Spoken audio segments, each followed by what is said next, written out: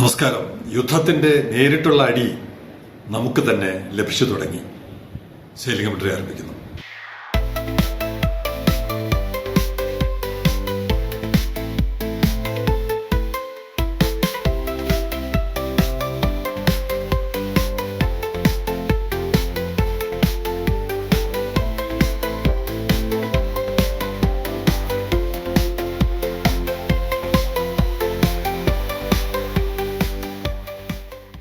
ഈ സാമ്പത്തിക വർഷം അവസാനിക്കുമ്പോൾ മെച്ചപ്പെട്ട പ്രവർത്തനം നടത്താം എന്നൊക്കെ പ്രതീക്ഷിച്ചിരിക്കുന്ന നമുക്ക് അതത്ര സുഗമമായിരിക്കില്ല എന്നുള്ള സൂചനയാണ്.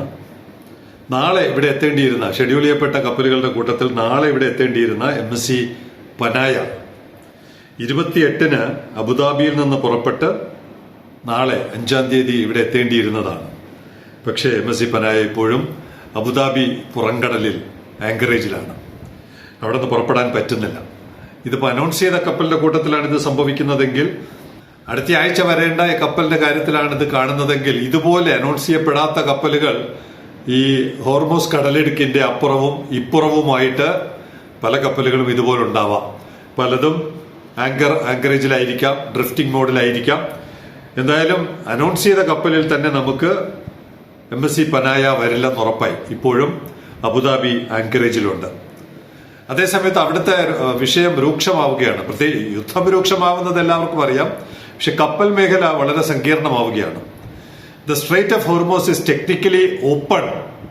ഇടയ്ക്ക് അവർ പറയുന്നുണ്ടായിരുന്നു, the Strait of Hormuz is technically open but it's not commercially viable due to increased risk and cost. തുറന്നു കൊടുത്തെന്ന് ഇടയ്ക്ക് ഒരു അഭിപ്രായം ഉണ്ടായിരുന്നെങ്കിലും സേഫ് അല്ല, അതിലെ കടന്നു പോകുന്നത് സേഫ് അല്ല എന്നുള്ളതാണ് ആഗോള കപ്പൽ മേഖല നൽകുന്ന report. Iran's Islamic Revolutionary Guard Corps IRGC എന്ന ചുരുക്കപ്പേരിൽ അറിയപ്പെടും, has warned that any ship trying to pass through will be attacked effectively closing the strait. Warning കൊടുത്തിരിക്കുകയാണ്. നിങ്ങൾ ഏതെങ്കിലും ഒരു കപ്പൽ അതിലെ, കാരണം എന്താണ്, 34 കിലോമീറ്ററേ ഉള്ളൂ ഈ കടലിടുക്കിന്റെ വീതി. ഏറ്റവും കൂടുതൽ തീരമുള്ളത് ഇറാനാണ്. ഇപ്പുറത്ത് ഒമാനും UAEയുമാണ്. ഇപ്പുറത്തുള്ള ഒരു മുനമ്പ് പോലെ, ചിത്രത്തിൽ കാണുന്നുണ്ടല്ലോ, ഒരു മുനമ്പ് പോലെ കയറി കിടക്കുകയാണ്. ആ മുനമ്പാണ് 34 മീറ്ററിന്റെ വീതി വരുന്നത്. അപ്പൊ അവിടെ കടക്കാൻ ശ്രമിച്ചാൽ ഇഫക്റ്റീവ്ലി ക്ലോസിംഗ് ദ സ്ട്രേറ്റ്, കടക്കാൻ ശ്രമിച്ചാൽ has warned that any ship trying to pass through will be attacked. പിന്നെ ആരെങ്കിലും കപ്പൽ ഓടിക്കുമോ? അങ്ങനെ അക്ഷരാർത്ഥത്തിൽ ഹോർമോസ് കടലിടുക്ക് അടയ്ക്കപ്പെട്ടിരിക്കുകയാണ്. അതിന്റെ ഭാഗമായിട്ടാണ് ആദ്യം പറഞ്ഞ പനായ ഉൾപ്പെടെയുള്ള കപ്പലുകൾ അവിടെ കിടക്കുന്നത്. ഇപ്പൊ കൃത്യം കപ്പലുകളുടെ എണ്ണമുണ്ട്. നമ്മൾ കഴിഞ്ഞ ദിവസം പറഞ്ഞ അത്രയാണ് 8 കണ്ടെയ്നർ വെസലുകൾ. ടാങ്കറിന്റെ കാര്യമൊന്നും നമുക്ക് അന്നേരം പറയാൻ പറ്റിയില്ല. ഇപ്പൊ ടാങ്കറിന്റെ കണക്കും വന്നിട്ടുണ്ട്. ഈ ജിയോ പൊളിറ്റിക്സിൽ എന്തെങ്കിലും ബുദ്ധിമുട്ട് വന്നാൽ ഏറ്റവും പെട്ടെന്ന് ബാധിക്കുന്നത് കപ്പൽ മേഖലയാണ്.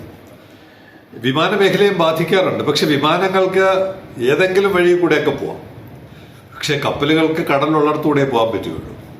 ഇപ്പൊ സുയസ് കനാൽ ആണെങ്കിൽ അതുവഴി വരണം, ഇല്ലെങ്കിൽ ആഫ്രിക്ക ചുറ്റി വരണം. ഹോർമോസിൽ നിന്ന് വരാൻ വേറെ ഒരു മാർഗവുമില്ല. It's really ബ്ലോക്ഡ്.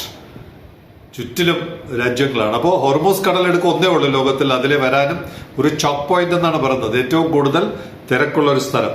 അവിടെ അറൌണ്ട് 150 ഷിപ്സ്, നമ്മൾ 8 പറഞ്ഞതെങ്കിൽ around 150 ships including oil and liquefied natural gas tankers are stranded in the area. കുറച്ചുകൂടെ വ്യക്തമായ കണക്കുകൾ വരികയാണ്.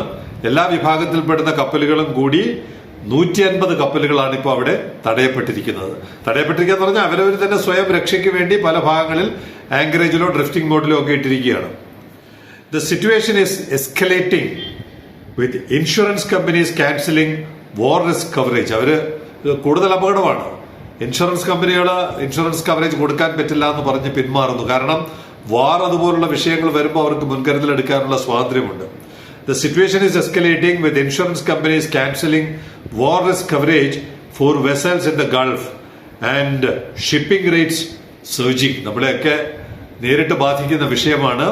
കപ്പൽ കൂലി കൂടുകയാണ്.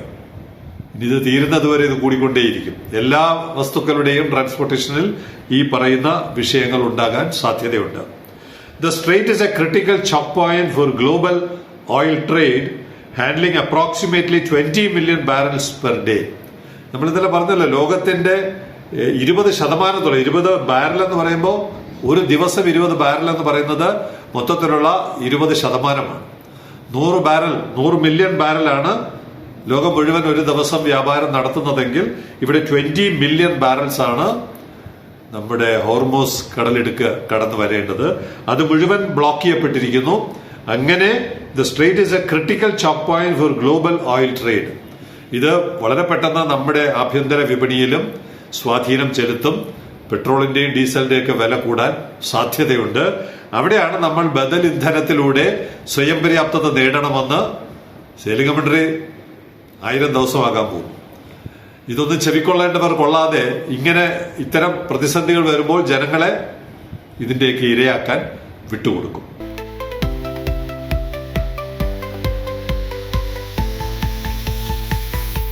ഇതിനിടയ്ക്ക് തലസ്ഥാനത്തെ ചെറുപ്പക്കാരൻ കാത്തിരുന്ന കണ്ടെയ്നർ ഒടുവിൽ നമ്മുടെ സമീപ പോർട്ടിൽ ഇറക്കി. നമ്മുടെ മുമ്പിലൂടെ തന്നെ കപ്പൽ കടന്നുപോയി. ഇന്നലെ ഏകദേശം ഉച്ചയോടുകൂടി കപ്പൽ കടന്നുപോയി. ഷാങ്ഹായിൽ നിന്ന് പുറപ്പെട്ട കപ്പലാണ്. ഷാങ്ഹായ് TRV ദൂരം എന്ന് പറഞ്ഞ 7 ദിവസമാണ്, മാക്സിമം 7 ദിവസം അല്ലെങ്കിൽ 7.5 ദിവസം. ഇവിടെ 27ാമത്തെ ദിവസമാണ് കണ്ടെയ്നർ ഇറക്കിയത്. ഷാങ്ഹായ്, നാൻഷ, നിങ്ബോ, പോർട്ട് ക്ലാങ് നമ്മുടെ മുമ്പിലൂടെ മലേഷ്യയിലെ പോർട്ട് ക്ലാങ്ങിൽ നിന്ന് നമ്മുടെ മുമ്പിലൂടെ തന്നെ കടന്നുപോയി. പക്ഷേ മുംബൈ പോയിട്ട് തിരിച്ചു വരുമ്പോഴാണ് ഇറക്കിയത്. അപ്പൊ ഇത്രയും വൈകി, 27 ദിവസം വൈകി. 7 ദിവസം കൊണ്ട് എത്താവുന്ന ഒരു സാധനം 27 ദിവസം വൈകുമ്പോൾ അത് വ്യാപാരത്തെയും കയറ്റുമതിയും എങ്ങനെ ബാധിക്കുമെന്ന് സെയിലിംഗ് കമന്ററി ഇനി പ്രത്യേകിച്ച് പറയേണ്ട കാര്യമില്ല.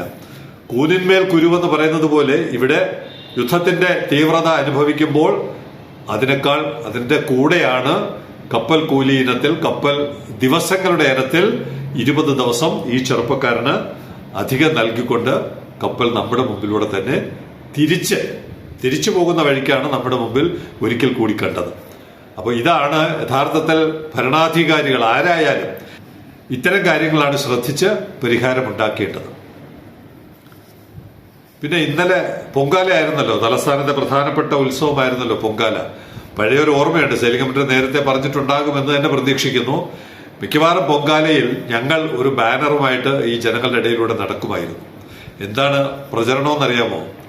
ജീവിച്ചിരിക്കുന്നവർക്ക് ഇതൊന്നും ചെയ്യാനുള്ള കഴിവില്ല, മരിച്ചവരെങ്കിലും ഇടപെട്ട് ഇതൊന്ന് ശരിയാക്കി തരണേ, നമ്മുടെ തുറമുഖം ഒന്ന് ശരിയാക്കി തരണേ, ആറ്റുകാലമ്മയോടുള്ള പ്രാർത്ഥനയുമായി പൊങ്കാല ബാനറും പിടിച്ച് ഞങ്ങൾ ഈ പൊങ്കാല ദിവസങ്ങളിൽ അങ്ങോട്ടും ഇങ്ങോട്ടും നടക്കാറുണ്ടായിരുന്നു. കണ്ടവർ ഒരുപക്ഷെ അതിപ്പോ ഓർമ്മിക്കുന്നുണ്ടാകും.